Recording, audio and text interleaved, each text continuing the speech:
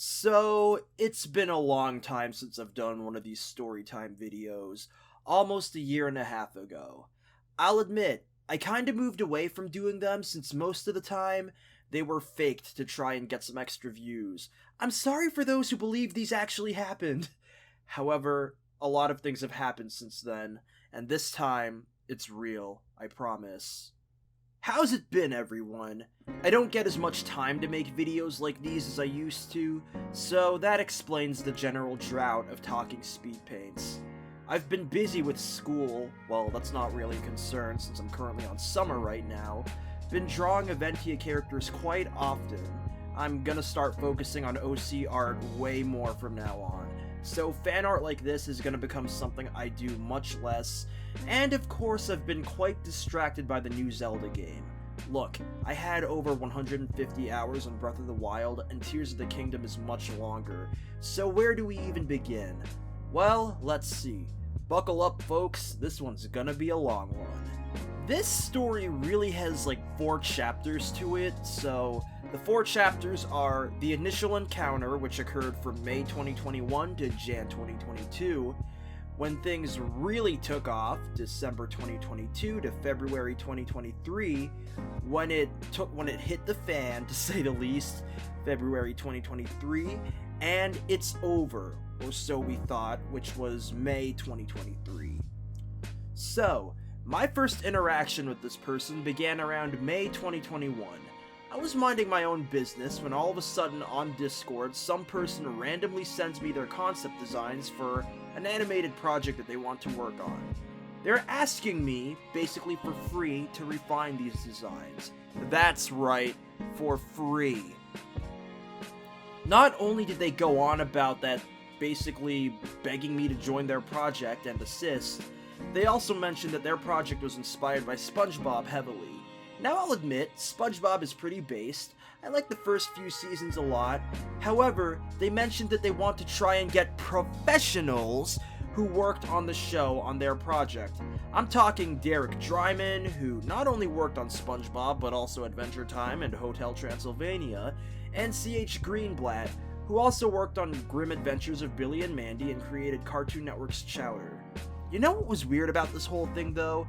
If they couldn't even get passionate young artists to want to work with them, what makes them think they can get long-time experienced professionals who worked on some of the greatest cartoons of the 2000s, in my opinion, on board? This person was way more wacky than you'll ever imagine. Anyways, they believed that I was on with working on their show, even though it was never something we ever discussed. They wanted me as an executive producer and even gave me some tasks to do, when at most I would be willing to give advice on their project that might help them out. As it turns out, no, that's not what they would take. They kept trying to force roles on me, even when I told them no. No means no.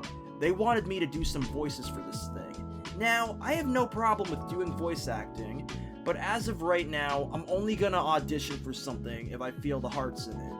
In case I pursue more voice acting in the future, this is, well, it's gonna obviously have to change, since you gotta audition for as much as you can to make it as a voice actor from what I understand about that industry, but trying to shove roles that I don't want to do down my throat will not make me want to record for you. I'm just saying. I told them that the last time I had done voice acting for others outside of, say, Eventia or Bluefire, it was somewhat problematic, so at the time I was somewhat hesitant of doing it. They believe that just because there were problems once doesn't mean there will be problems a second time, which in a sense is true, but I still wasn't into it. You'd think they would accept defeat at that point, but nope. I told them Eventia was my main commitment, and that's what's taking time away from me to be able to help them out with their project. Do you want to know what they said in response to that? Then why don't I work on Eventia with you? Listen, unless I approach people for help, or people I know really well want to offer their services to me, Eventia will, for the most part, be a one-man production aside from the voice actors. It's been this way since the original Quest of Bluefire. Aside from the voice actors and some writing assistants here and there, my productions have mainly been a one-man show.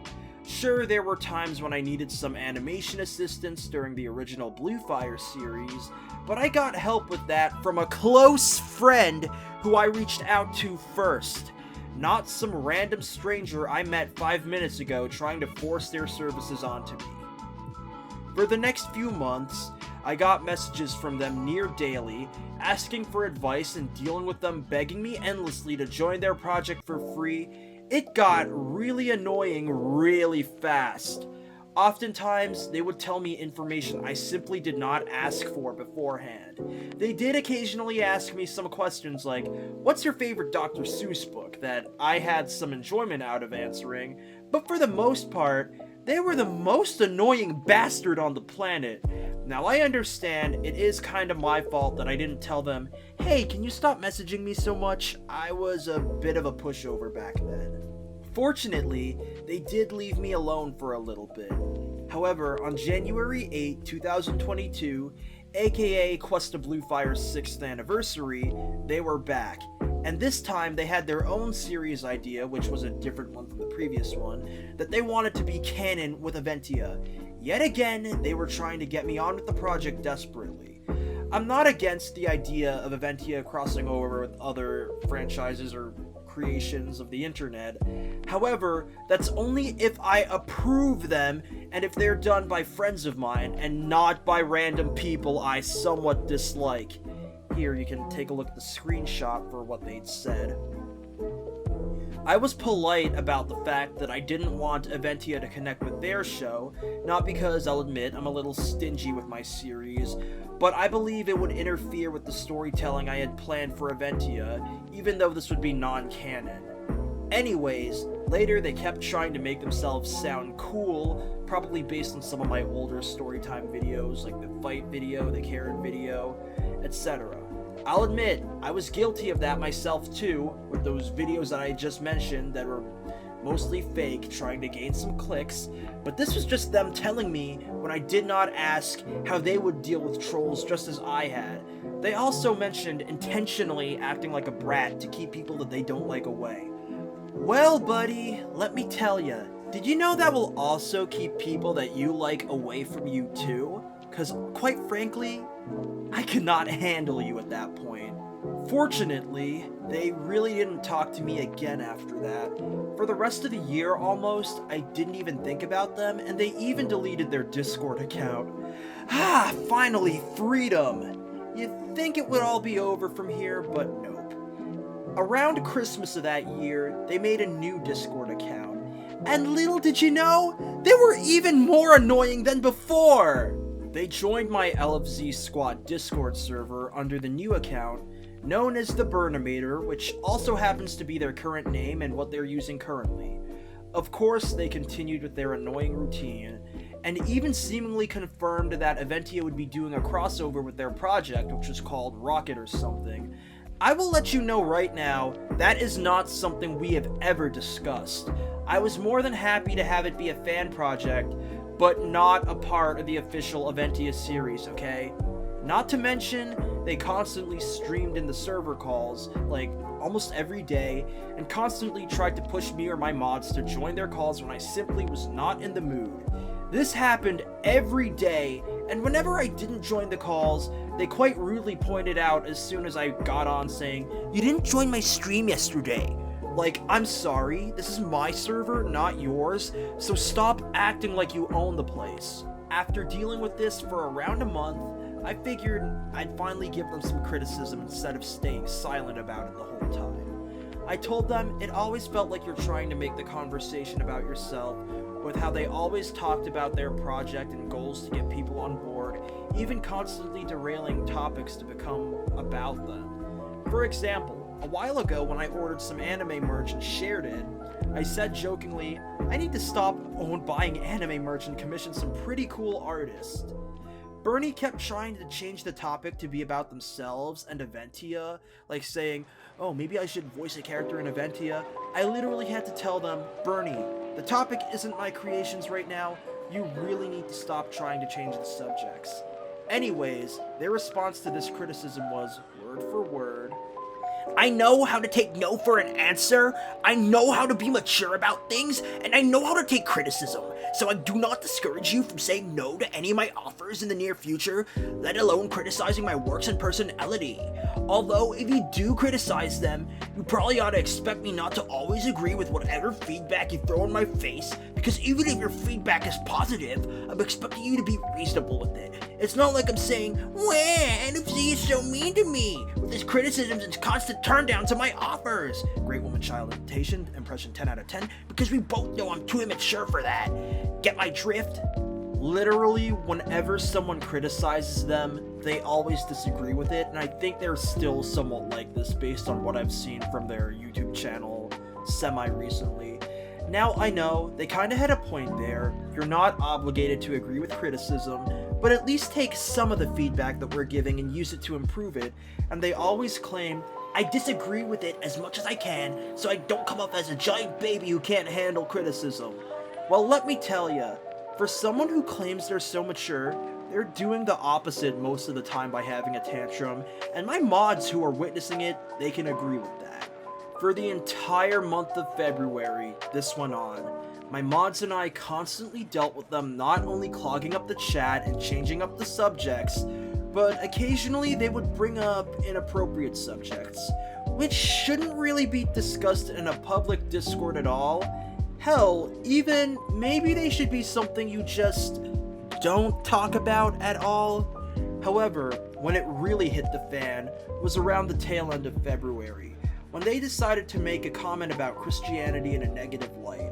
Now, I'll admit, I myself was raised in a Catholic family, and while I kind of fell out of Christian practices as I grew older, I still believe in the Christian faith and its values. Anyway, their comment was exactly as follows. "Sure, let's celebrate the birthday of a guy who got nailed onto a goddamn cross and went to his slow, painful doom just to protect us from our sins, because why the hell not?" That's a hella disrespectful way to talk about Jesus, and it rightfully got a few people in the server upset, so I talked with them about it. Instead of accepting their mistake, they basically just laughed it off and told me to stop warning and punishing people for ridiculous things, like they didn't realize what they said was wrong. Now, it was a whole fight from here, but do you know how they responded? They basically said, "If South Park can make fun of things, so can I." Well, let me explain. 1. South Park only criticizes things when it needs to be critiqued, and 2. South Park is a comedy TV show, not something you're supposed to get life lessons from. I love watching South Park, and it's quite clear that you're not supposed to idolize characters like Eric Cartman, but some people do that anyway. There's an entire political term called a South Park Republican, but we don't talk about politics on here. They basically accused the members who reported them of being fake Christians and believed that they might even be sinning by stating, "The Bible says to love thy neighbor unconditionally." So one of my mods, the one who was mainly offended by their statement, stepped in. Bernie decided to keep arguing with the mod and getting all defensive, acting all entitled, instead of realizing their mistake, and they ended up blocking the mod. So we all decided to server mute Bernie for a day. You can guess the reaction they had to that. They were angrily telling me to unmute them and complaining that it was unfair that they were being muted after they misbehaved. Gee, this could have been avoided. I wonder how? By accepting your mistake and not fighting what we're saying. At that point, we've all had enough of their behavior. So when Bernie sent me a message that they blocked my mods and they were like, "I'm trying so hard not to laugh at how stupid this situation was," I responded with, "Well then, I'm gonna do something funny," and I banned them from the server right after that. However, after that, oh my lord, Bernie started playing the "I'm a victim" card and blaming my mods for what had happened, basically comparing them to Karens and claiming that they falsely say that Bernie's behavior doesn't change. Well, let me tell you, that's a really fast change. So fast that we don't believe you. It seems that you're just trying to get off scot-free. I ended up responding with a quote from the Jackie Chan movie Rush Hour, which is one of my favorite movies, by the way. "I like people who like to talk. It makes it easier for me to find out how full of shit they are." Here's the clip. You seem as if you like to talk. I like to let people talk who like to talk. It makes it easier to find out how full of shit they are. What the hell did you just say? Bernie then mentioned after that I can't take being seen as unlikable anymore. So I told them, work on improving yourself, and I basically just left it alone after that. And for a month, everything seemed to be going alright and going just fine. However, they later struck back, and started arguing with one of my mods over the possibility of coming back to the server, and it derailed into them complaining and started pointing fingers at my mod to me. They still believed that they were in the right, so I just said, F it, and I blocked them right there. You'd think that would be the end and they would just accept defeat, but no! As my mods showed me, Bernie kept talking shit about me behind my back when they think I wouldn't know, but I knew. In a move literally taken from the infamous Chris Chan, creator of Sonichu, they threatened to make a character based on me named Leo F. Zakar and animate their lead character, Rocket, throwing me in jail. Now that was hilarious.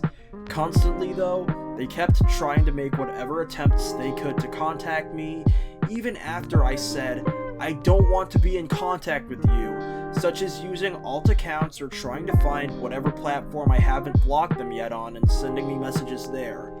As they continued to talk shit behind my back, even though I knew I would never unban or unblock them, I figured might as well try and get some entertainment out of it. I came up with a proposition to get them to back off forever, which it probably wouldn't have in retrospect, but I at least would get some entertainment. And it involves the characters that I'm drawing right now in a sense. It's time to do. That's right, I was gonna challenge them to a game of Yu-Gi-Oh! Now, Yu-Gi-Oh! Has been a thing I've been obsessing over a lot lately. I've been watching the anime a lot, both Season 0 and Duel Monsters. I've been reading the original manga, and I've already bought like 2 decks of cards already. Now, I could talk all I want about Yu-Gi-Oh!, but that's really something for another video. I had a friend tell Bernie that I had a proposition. If they could beat me in a game of Yu-Gi-Oh!, I would let them back in the server. I'll admit, I never played Yu-Gi-Oh! Growing up, nor have I really played any trading card games for that matter. But I did know some of the basics of the card game Duel Monsters. Basically, you must get your opponent's life points to 0 by summoning monster cards, which is the main cards that are used for battle, and playing spells and traps. What a surprise! They weren't interested into Yu-Gi-Oh! Nor did they know how to play, but they were willing to learn, only if I taught them. Now, I wouldn't ever teach anyone how to play Yu-Gi-Oh!, let alone burn. I barely know how to play Yu-Gi-Oh! Myself. How could I teach others? But I had a plan to win anyway. Since obviously we don't know each other in real life, we would just use an online Yu-Gi-Oh! Game that somewhat emulates a real card duel. I probably would have used a deck that can summon all 5 pieces of Exodia, which is apparently garbage by modern Yu-Gi-Oh! Standards, but basically how it works is Exodia is a monster that is summoned into like 5 different parts, it's split. If you summon all 5 of them onto the game, it's an automatic win for you. Exodia! Obliterate!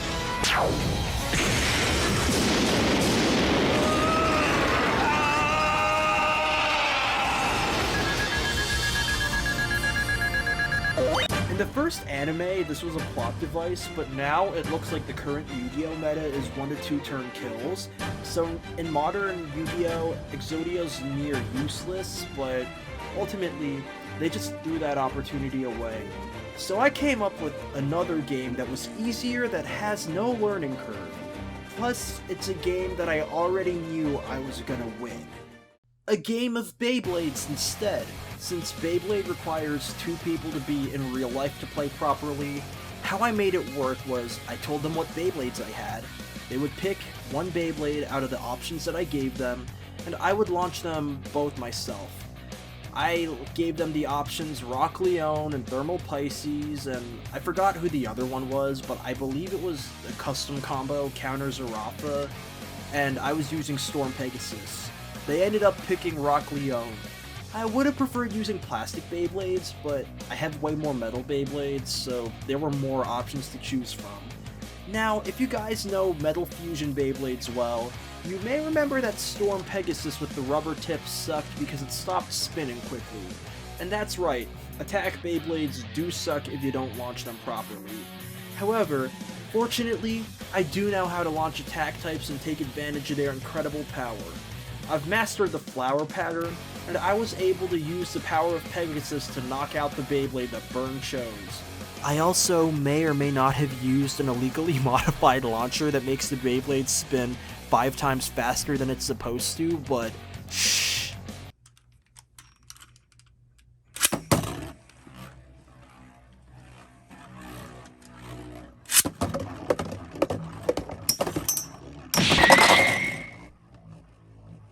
Listen, a street fight is the worst way to solve a conflict, and honestly, you're not tough if you decide to fight as the first way to resolve a conflict.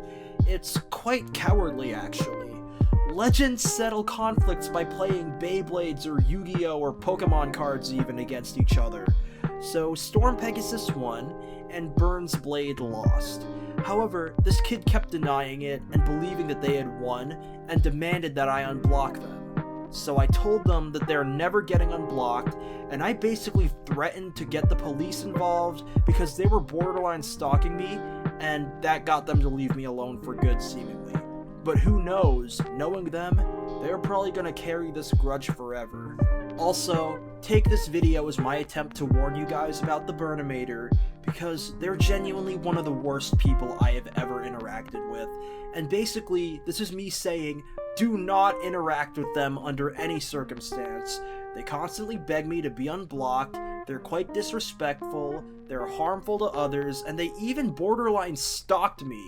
And Burn, if you happen to be watching this, get a life and piss off. I'm serious.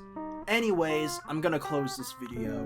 TLDR, if someone won't leave you alone over the internet, challenge them to a game of Yu-Gi-Oh! Or Beyblade. I'm sure it will end well. Thanks for watching. Make sure to like, comment, and subscribe. Check out my other links. Maybe check out my animated series Eventia as well. And I'll see you guys next time.